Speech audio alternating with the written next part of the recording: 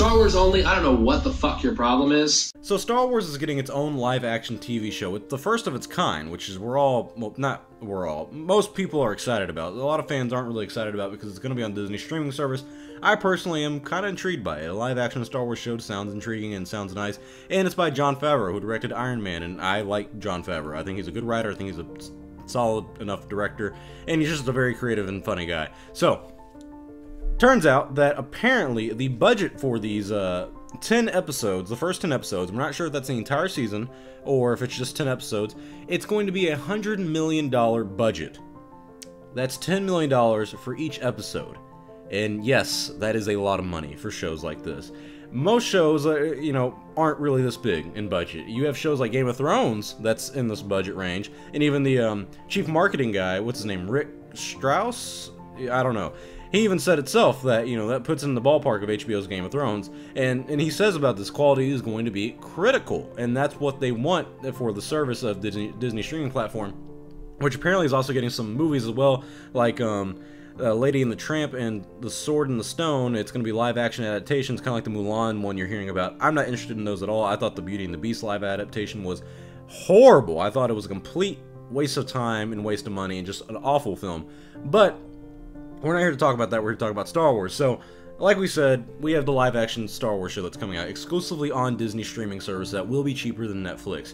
It's going to be $100 million for the first 10 episodes, and it's directed and written by Jon Favreau, who is very involved with Marvel. And if you look at his work, it's not the best, but he's an interesting guy. He's a nerd, and you gotta like that. And he seems like he's a fan of Star Wars. So, one thing I'm not entirely sure if it's confirmed or not, I don't remember, but from what I've heard and from what I've been told from my guys is that it is going to be about 7 years after Return of the Jedi, which is a great timeline. I think that's a perfect timeline for a show like this. And, there's 30 years we have between Return of the Jedi and The Force Awakens that we haven't touched on barely at all. And so I really think this would be a great pickup to do for the show and kind of just focus on that, because you can introduce new characters, old characters, whoever and whatever you want, and it would probably do just about fine. But like I said, $100 million, that's a lot of money for a show. And it's for a show that's not doing ratings of Game of Thrones yet, because it's not Game of Thrones, but they're mainly doing this to compete with places like Amazon, Netflix, and Apple, which they spend billions to produce new content for their subscribers and whatnot. So $100 million may not sound like a lot. It is, but for these guys, it may not be too much for the gamble they're taking. I don't know. I'm definitely... Honestly, I'm going to be buying this service just to try out the, of course, Clone Wars show, and of course the live-action show. I couldn't care less about Resistance, Star Wars Resistance, a new show that's coming out later this year as well. But I'm mainly interested in this show right here, and honestly, it's piquing my interest. It really is. $100 million for 10 episodes. That's a big budget, and they want, money doesn't equal quality.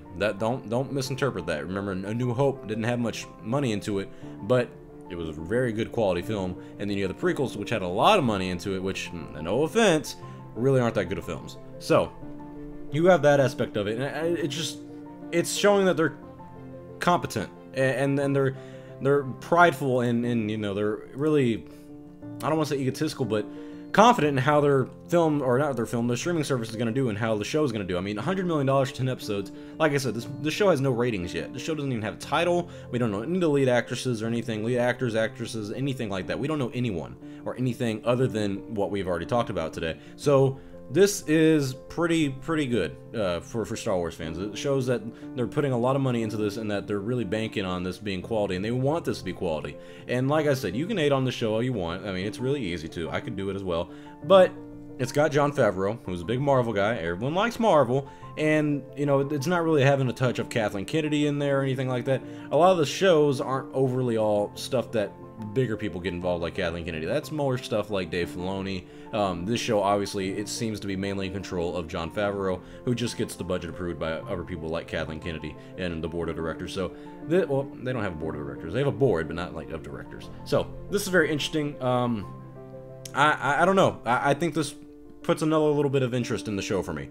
They're putting this much money into it. You could call it foolhardy. I think it's, I think business-wise it's a mistake, because you don't have any ratings for the show. You're making money off of the streaming service itself, the $8 a month, however much it's going to cost, where, you have shows like places like Netflix that do the same, but it's hard to make a profit in that stuff. I mean, it really, it takes a minute, you know, it takes a lot of building up. If you look at that, one thing called Movie Pass, where it's $10 a month, and you get to see any movie you want, you know, all month and whatnot. Well, they've had to scale back on things. It was $10 a month. I use it a lot, where hey, I go in, I see Ant-Man and the Wasp, and another day I go in and I see another movie that I wanted to see, and I used it for the past few months. Well, they realized, hey, it's kind of hard, you know, to pay $15 or $14 for a movie ticket, and we're only charging people $10 a month. Well, eventually, you know, you're buying all these movie tickets, you're putting all this money into that stuff, and you're only making $10 a month from each person. It kind of comes back to bite you in the butt eventually, and of course Movie Pass is now dying out. I mean, the business is really failing, which is sad because I loved it, but it revolutionized what's happening in the film industry. Now AMC's doing it, $20 a month, and you get to see up to 3 movies a week, anytime you want, any movie theater you want. It's awesome. It's stuff like that you need some testers to go out first, and it seems like Disney's learning from other places like Netflix, like Amazon, and all that stuff to kind of do the same thing, but they're putting a lot more gambling money in than they should. You know, $100 million for the show that isn't going to be making any money. That's the thing here. The show isn't going to be on TV where it makes money off of ads or anything like that. It's going to be on a streaming service that makes money off the streaming service alone. So it's not a risky business. It's just this move right here seems more risky than it should be. But like I said, that's just me. You're also getting, you know, $20 to $60 million range for the new live-action adaptations of Lady and the Tramp and Sword in the Stone. So it's stuff like that where it's like, do you even think you're gonna make the money back of, you know, $100 million in a day, in a month? I don't think you are. I think this is gonna be a slow process to build this streaming service up.